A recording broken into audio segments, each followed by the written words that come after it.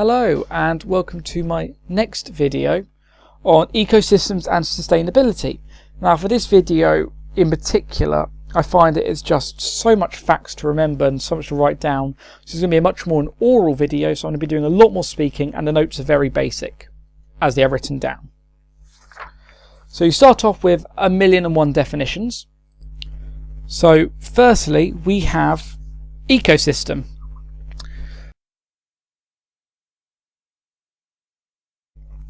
Any group of living organisms and non-living things occurring together, and the interrelationships between them can be thought of as an ecosystem. Habitat. The habitat is the place where an organism lives. Population is all of the organisms of one species that live in the same place at the same time and can breed together. Community is all the populations of different species that live in the same place at the same time and can interact with each other. A niche is the role that each species plays in an ecosystem. Now that is the way it interacts with both living and non-living things, so it is unique for every species. For example, a rabbit cannot breed with a fox. That's the biggest one, is that they have to be able to reproduce the same, to have the same niche, and no organism can reproduce in the exact same way, so they all have slightly different niches. And these depend on abiotic factors, which are things that aren't biological, so we have temperature, pH, soil type, and biotic factors, which include food supply, predation and disease, so which are very much living. Now a lot of the stuff we do in this module is covered from AS, and a lot of it is very simple as well. So food chains and food webs, I've literally just said that because you should know what a food chain and a food web is. Now it just shows the transfer of energy through an ecosystem. You start off with the sun, which goes to primary producers, or just normal producers, which are plants. Then they go into consumers. Primary consumers are herbivores that eat the plants, secondary eat them, and you usually end up with a tertiary consumer. Some living things are called decomposers, and they feed on the waste material and dead matter. Now trophic levels are the kind of different steps of that food chain. So the primary producer is a trophic level, primary consumer is a trophic level, and you have them. At each trophic level, energy is lost, because if, let's say, a rabbit eats some plants, it takes the energy and converts into chemical energy and uses it. Then a fox will eat the rabbit, and the fox has to use some as well. So at each stage you lose energy, because also during you start off with light energy, which photosynthesizes, you get chemical energy, and during respiration a lot of that energy is given off as heat, which is then just gone to the actual environment. So you physically don't decrease the amount of energy in the universe, because you can't, but the amount of energy in forms of chemicals is reduced and the amount of heat energy is increased. And it is said that if the universe goes on long enough, everything in the universe will be turned into heat energy somehow. And when an organism dies, the energy remains stored in the dead organisms, and the decomposers will get rid of that and then turn that into heat as well. So the higher up the levels they are of the food chain, the more energy they need to survive, because they're bigger, but also the less they get, so they generally have to eat more. Like lots of animals have to eat for 20-22 hours a day just to get the amount of food, when a rabbit, who's quite small, will need to eat less than a fox. And we have ways of showing this. We have a pyramid of biomass and a pyramid of energy. Now you've all have seen these, and it's just so easily just shown in the book. Pyramid of you have a pyramid of numbers, which shows the actual number of organisms. Then you have a pyramid of biomass, which is the actual kind of mass of them. And we use the area of the bar to indicate the dry mass. That's without water. But generally, since that's unethical to just kill a whole ecosystem, we used wet mass and then convert it from data we already know into dry mass. And pyramids of energy are also used because biomass can produce problems, as different species may release different amounts of energy per unit mass. So what that basically means is one organism might give off, let's just say randomly, 1,000 kilojoules of heat energy for it, for its each kilogram. Well, another organism will only give off 500 kilojoules. So that's why the biomass isn't great for measuring the efficiency of energy transfer, which is what these pyramids are meant to do. Now, to do this, you will burn the organism in something called a calorimeter and work out how much heat energy is released per gram. This is calculated from the temperature rise of a known mass of water. Given that this is too destructive, we don't tend to use it, but it does show the actual amount of energy given off, so you can create a pyramid out of that. Even that isn't amazing, because they only take a snapshot of an ecosystem at one moment in time, and because population sizes can fluctuate over time, this may provide a distorted idea of the efficiency of energy transfer. So we can also look at productivity, and productivity is the rate of which energy passes through each trophic level in a food chain. Now, productivity gives an idea of how much energy is available to the organisms at a particular trophic level. Now, we use per unit area, usually a metre squared, in a given amount of time, usually a year, and it's measured in kilojoules or megajoules. 1 megajoule is 1,000 kilojoules. And at the base of the food chain, the productivity of plants is called primary productivity. So that's what primary productivity is. Secondary productivity is, well, obviously for later animals, not the plants. The gross primary productivity is the rate of which plants convert light energy into chemical energy. Whether because energy is lost when the plant respires, less energy is available to the primary consumer, the remaining energy is called the net primary productivity. Now, as you can see here, I've said we can manipulate productivity. I've condensed the whole double spread into just that. This is why, because all this stuff is pretty simple. Now, you want to improve two things: primary productivity from plants, so the plant gets as much energy stored in them as possible, and secondary productivity, so that's when the animals are eating the plants.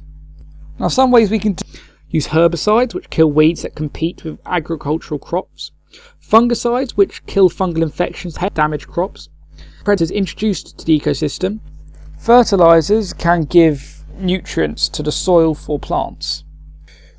Now, some other things that are problems is light intensity can limit the rate of photosynthesis. So some crops are planted early to provide a longer growing season to harvest more light, and others are grown under light banks and your greenhouses. Lack of water is important in many countries, so you can irrigate crops or create drought-resistant strains. Temperature can limit the speed of chemical reactions in a plant, so greenhouses help there, or planting crops early.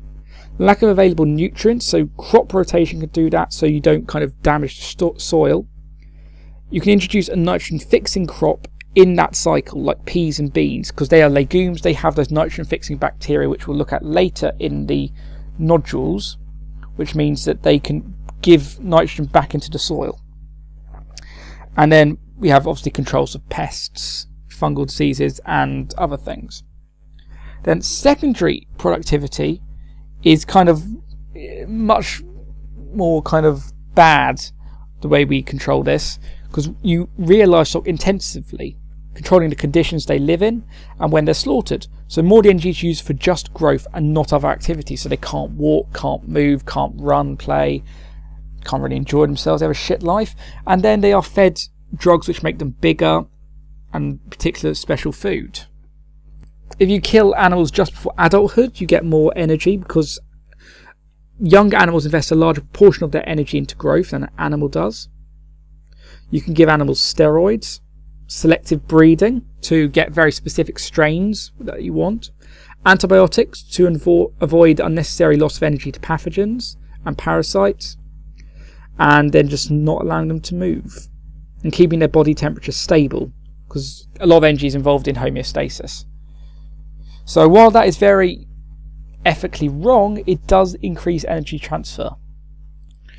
I say a lot of this is very easy stuff, and it's probably best you can learn most of it on your own. The next two topics I'm going to do are probably the hardest bits in this unit. Succession. What is succession? It is a directional change in a community of organisms over time, and generally happens when you have a desolate area that has been damaged or is harsh environment which cannot support life, and how it changes and becomes livable in. There are primary succession and secondary succession. Now, I've done secondary succession first because it's a lot easier. And basically it is when you have a previously colonised area but it's been damaged. So for example, if there's a fire which destroys the whole forest, the soil will be left fine. And that's the important thing. As long as the soil is still there, it becomes secondary succession as it will regrow, and it's a lot easier to regrow everything if there is soil. Primary succession. Now this is newly formed. So let's say a volcano erupted and lava went everywhere and created a new island that's never before been made. This will be primary succession now. It has no soil. Now you start off with the pioneer stage. Now primary succession starts when species colonise a new land surface. Seeds and spores can be blown by the wind and begin to grow. Even some organisms can be washed, if it's on an island, can be washed onto the new island. The first species to colonise the area are called pioneer species. The abiotic conditions are hostile, and only pioneer species can grow because they're specialised to cope with harsh conditions, so such as limited water, few minerals and nutrients, high light intensity, exposure to wind and rain, fluctuating temperatures. An example we will look at is a sand dune in a bit, but an example of sand dune is marram grass. It can grow on sand dunes near the sea because it has a deep roots to get water and can tolerate the salty environment. Another example is lichens. They are usually made up of a fungus and an alga. They're able to survive in rocky conditions because the fungus secretes acids which erode the rock, releasing minerals. And shrubs of the Caligonum genus are pioneer species that can grow in areas that experience periodic drought. So the pioneer species can then change the abiotic conditions. They die, so these organisms will die, and the microorganisms will decompose dead organic matter and create humus. Now this forms a basic soil. This makes conditions less hostile, so the basic soil helps to retain water, which means new organisms can move in and grow. The new organisms will then die and decompose, adding more organic new material, making the soil deeper and richer, and this happens a lot of times. So the soil starts getting nitrates. Nitrogen fixing bacteria can turn nitrogen from the atmosphere into ammonia, which can then be used by plants. This means larger plants like shrubs can start to grow in the deeper soil, which retains even more water and conditions. Now, at each stage, different plants and animals that are better adapted for the improved conditions move in and outcompete the plants and animals that are already there and become the dominant species in the ecosystem. Now, these dominant species are the ones who cause the most change to the abiotic environment, making it more suitable for other species. And this goes on, you just basically get this as a repeating process. New organisms come in, they die, they improve the soil, and then you get bigger species in which can then start releasing nutrients of their own, excreting, if you get animals, it improves the whole area. Now, as succession goes on, the ecosystem becomes more complex. New species move in alongside existing species, which means the species diversity increases. Plants create more habitats for animals. The abiotic conditions become less hostile, and the amount of biomass increases. And eventually, these changes result in a climax community. The ecosystem is supporting the largest and most complex community of plants and animals it can. It won't change much more, it's in a steady state. I'm going to give you two examples now. Now, let's say you have bare rock. Now, lichens, the pioneer species, are able to survive because they can grow into cracks to avoid the wind, break down rocks to release minerals, and are adapted to survive periodic drought. Now, as the lichens die and are decomposed, they form a thin soil, which thickens as more organic material is formed. This means other species such as mosses can grow. Larger plants that need more water can move in as the soil deepens. Grasses and small flowering plants appear. The soil continues to deepen as the larger plants die and are decomposed. Shrubs, ferns and small trees begin to grow, outcompeting the grasses and smaller plants to become the dominant species, and diversity increases. And finally, the soil is deep and rich enough in nutrients to support large trees. These become the dominant species and a climax community is formed, as well as you could also get animals as well. Now, an interesting one that they'd like to question is sand dunes. Why sand dunes are interesting? Because different points in the sand dunes have all the stages of succession.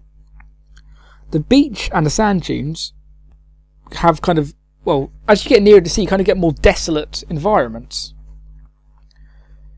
So, how does this work? So you get pioneer plants like sea rocket and prickly sandwort colonise the sand just above the high water mark.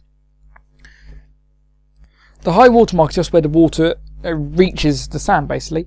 And if you go to the older dunes which are further away from the sea, you'll see that the succession has already happened. But you start off with the pioneer plant. They can tolerate salt water, spray, because you'll get spray from the sea, lack of fresh water and unstable sand. Wind-blown sand builds up around the base of these plants, forming a mini sand dune. As plants die and decay, nutrients accumulate in this mini dune. As the dune gets bigger, plants like sea sandwort and sea couch grass colonise it. Because sea couch grass has underground stems, it helps to stabilise the sand. With more stability and accumulation of more nutrients, plants like sea spurge and marram grass start to grow. Marram grass is special, its shoot traps wind-blown sand, and as the sand accumulates, the shoots grow taller to stay above the growing sand dune. This traps more sand. As the sand dune and the nutrients build up, other plants colonise the sand, many such as here's foot clover and bird's foot trefoil are members of the bean family. These are legumes. Bacteria in the root nodules convert nitrogen into nitrate ions. Where nitrate ions are available, more species like sand fescule and viper's burgloss colonise the dunes, stabilising them further. So there are two examples. Now the hardest thing in this unit is the next thing. That's the nitrogen cycle. Now, before we look at what the nitrogen cycle entails, I'm going to tell you about 4 bacteria you need to know about. And that's nitrogen fixing, nitrifying, denitrifying, and decomposers. So nitrogen fixing. Now, there are 2 natural ways it can occur, and that's by lightning. Lightning will fixate nitrogen to the soil. And the Haber process, which is also a chemical process, and that is the conversion of nitrogen with hydrogen to form ammonia. And so these can then be fixed in the soil. Now, nitrogen and hydrogen are both nitrogen is very unreactive. So it's quite hard to just plants just to use it. Now, nitrogen fixing bacteria are found in nodules in leguminous plants like beans and peas. Now, these will fix nitrogen. They can convert it into organic nitrogen, which is then used for making amino acids. Now, nitrogen-fixing bacteria have something called a mutualistic relationship with the plant. The bacteria provide the plant with fixed nitrogen, and the bacteria receive carbon compounds such as glucose in return. And also, it's quite important to say that happens anaerobically because proteins in the nodules absorb the oxygen and keep the conditions anaerobic. So the bacteria use an enzyme, nitrogenase, to reduce nitrogen gas to ammonium ions that can be used by host plants. That's it, the ammonium ions, which is NH4+. Nitrifying bacteria. This is very simple. These oxidize ammonium to nitrite with an I, and oxidize it further to nitrate with an A. And this happens, ammonium is oxidized by nitrosomonas to nitrite, and nitrite is oxidized by nitrobacter to nitrate. Now, nitrification. These bacteria are chemioautotrophic. They obtain their energy for respiration by oxidizing ammonium ions or oxidizing nitrite ions. Because the oxidation requires oxygen, it must happen in anaerobic conditions, and the nitrate ions can be absorbed from the soil. Denitrifying bacteria basically convert nitrates back into nitrogen gas in anaerobic condition. So basically, nitrates are used in respiration anaerobically for these bacteria, and they produce nitrogen and nitrous oxides as a waste product, just like we produce carbon dioxide as a waste product. Decomposers. These break down dead organic matters. They are saprotrophs. They secrete enzymes onto the dead matter and waste material, which digest the material into small molecules, which are then absorbed into the organism's body. Having been absorbed, the molecules are stored or aspire to release energy. And by doing this, you can get organic nitrogen, which can then be converted into ammonium. And now, the dreadful cycle. Now, I've done the numbers 1 to 14 to show all the stages. Step 1, you have nitrogen gas. That's what the G stands for. NF is nitrogen fixing. So nitrogen fixing bacteria will turn nitrogen gas into usable nitrogen, organic nitrogen, in leguminous plants because they're found in the root nodules. That's number 2. And number 3, Legumes and plants are eaten by animals, so that's how they get their sources of nitrogen. At 4, legumes, plants and animals will die, so they can be digested by decomposers. At step 5, animals excrete urea, which is a source of nitrogen. Step 6, organic nitrogen in the soil, which has been decomposed, and urea can be converted into the ammonium ion, which is then oxidized to step 7, which is nitrites, which is oxidized to step 8, which is nitrates. Now, these nitrates can flow into rivers and streams, which can cause eutrophication, which, if you remember, is the build-up of nitrates, which then causes algae to grow, which will cover the surface. And, yeah. You don't need to know about eutrophication, but if you want to, look it up. Then we go all the way up to number 10, which is nitrogen fixation by the Haber process, which is converted into NH4, ammonium, and nitrate. You also have nitrogen fixation by lightning to nitrogen oxide. So that's why NOx means, because it can be NO1, NO2, I think even NO3 maybe. At step 12, these nitrogen oxides are converted into nitrates. At step 13, the nitrates can be converted into nitrogen gas. And at step 14, the nitrates, the ammonium can be then put, and the ammonium can be put into legumes and plants. That's how they take up their source of nitrogen. So this is complicated, but I've broken down all the steps there. This is kind of the thing you need to know. I hope it makes sense. Feel free to ask if you don't understand. And one thing I couldn't really fit on here, nitrogen fixation by bacteria in the soil also turns nitrogen gas into organic nitrogen. Population size. Now, as we spoke about in the biotechnology one, we talked about the growth curve of bacteria or microorganisms. Now, I talked about carrying capacity there, which is basically have the lag phase, the log phase, and the stationary phase, but no death phase. So that's why I haven't mentioned it hugely here, because it has been done before. Now, the lag phase, I will explain it very quickly. There are only a few individuals still acclimatizing to their habitat. At this point, the rate of reproduction is low. In the log phase, resources are plentiful and the conditions are good, so reproduction is fast. And at the stationary phase, the population size has levelled out at the carrying capacity of the habitat. It cannot support a larger population. Now, the population size therefore stays stable, or much more likely it actually fluctuates very slightly up and down in response to small variations. Now, this is controlled by, and as you can see, the oscillation there, you can see of the predator and prey relationships here. That's the kind of oscillation you would get. Now, I've kind of set it into kind of oscillation moves, apart from the last one, which I did really badly. So ignore the last dotted line. But the first two are correct. 4 main steps. Now, at step 1, the amount of prey increase. So you have more prey. Now, that means the population gets bigger. Then there's more prey to eat, so the predators' population will get bigger because they can eat more prey. The prey population therefore gets smaller, having less food, leaving less food for the predators, because more of them being eaten, they reduce. There's not enough food for the predators. With less food, fewer predators can survive, and their population size reduces. With fewer predators, fewer prey are eaten, so their population increases, and you get that kind of swapping stage. I mean, you can just, that's pretty obvious. As one goes up, the other goes down. It's essentially what it is. Competition. Now you have 2 types, intraspecific and interspecific. Intraspecific competition is competition between members of the same species. That's with like food and shelter and space. We've already talked about it, and that's where you get the fluctuating graph, as you've already seen.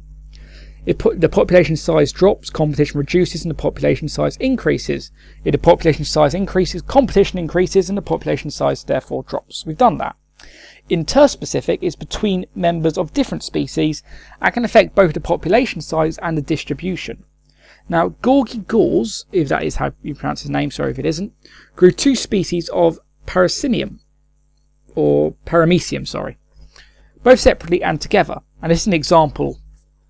Now, the black is something called Paramecium aurelia, and the other one, the red one, is caudatum. Now, one of them just happened to grow a lot more of them could grow, on their own. So the first graph's on their own, and then the red one a lot less. Now let's explain and talk about that.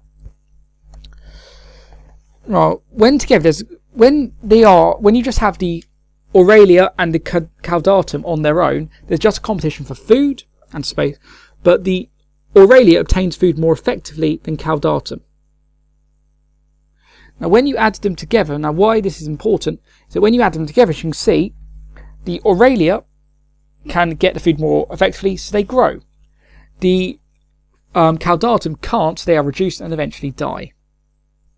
This means at the end, the only species remaining is Aurelia. Now what Gore's concluded is that the more similar a niche is, so the role in the ecosystem is, the more intense the competition. If they have exactly the same niche, one would be outcompeted by the other, and the other would die out or become extinct in that habitat. This idea became known as the competitive exclusion principle and can be used to explain why particular species only grow in particular places. However, though it never is really that simple, sometimes interspecific competition can simply result in one population being much smaller than the other, so it doesn't need to become extinct. It is also important to realise that in the laboratory it is easy to exclude the effects of other variables, so the habitat of the two species remains very stable. In the wild, it doesn't. So essentially the important thing is to get that with this exclusion principle is that the Aurelia is in competition with the Caudatum. Population growth is slower than when Aurelia grows on alone, and only when Caudatum dies out does the population size reach the size of the population grown alone. In Caudatum, population initially grows faster actually in the presence of Aurelia than alone, but soon declines because Aurelia outcompetes it for food.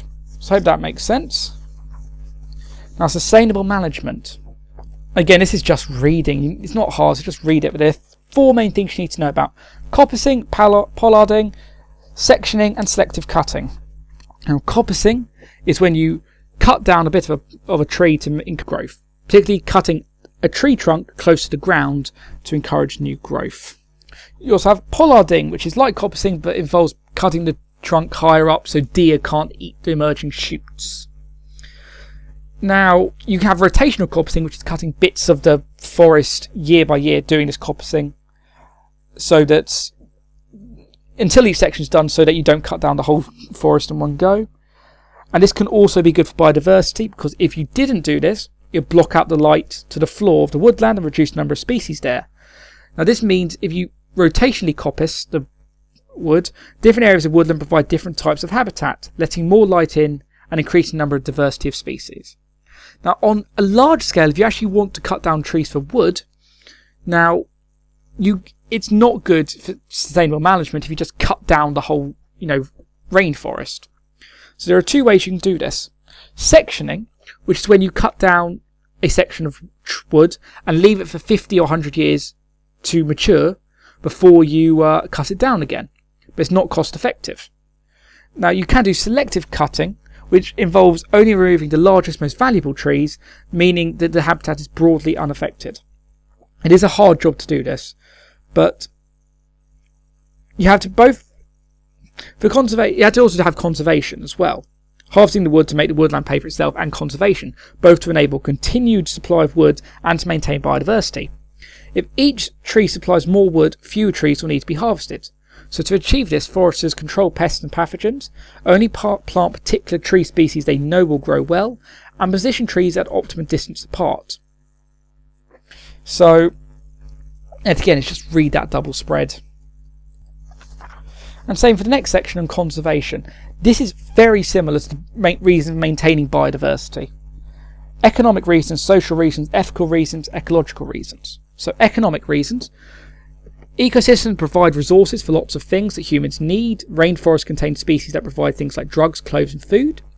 These resources are economically important because they're traded on at local and global scale. If the ecosystems aren't conserved, the resources that we use now will be lost. Social reasons. Many ecosystems bring joy to lots of people because they're attractive. They are aesthetically pleasing. The species and habitats in ecosystems may be lost if they aren't conserved, so future generations won't be able to use and enjoy them. Ethical reasons. Some people think we have because it's the right thing to do is conserve them, so we shouldn't cut them down. These ecosystems are at risk and it's our fault, so we need to conserve them. Ecological reasons, conserving species and habitats can help to prevent climate change. Pretty obvious. Now, what does conservation involve? Now, there are some different ones here. Again, just read them and learn them. Raise carrying capacity by providing extra food. More individuals to enlarge populations or encourage natural dispersion of individuals. Restrict dispersal of individuals by fencing. Control predators and poachers. Vaccinating individuals against disease. Prevent habitats from being damaged or disrupted, so you can preserve them. Coppicing, as we said. So there's lots of things you can do. And the big example you need to know about is the Galapagos Islands. And what happened here is we disturbed the habitat, more tourists went there, overexploited the resources, they introduced new species such as goats and cats which killed the species there, which means that the Galapagos need to be conserved because they're at risk. And again, a lot of the stuff is kind of obvious and it's just best to read it through yourself. I'm not generally like this on most of my videos, as you'll know, but on the ecosystem one, this is going to be an hour-long video if I actually did every single thing in this chapter. So I suggest you read it yourself, go through it, and then if you have any questions about the things I haven't covered in detail, email me and ask. But I hope the important things like succession and the nitrogen cycle, which you do need to know very well, I went over well and you understand it. If not, please always comment, but also like, subscribe, and thank you for watching, and goodbye.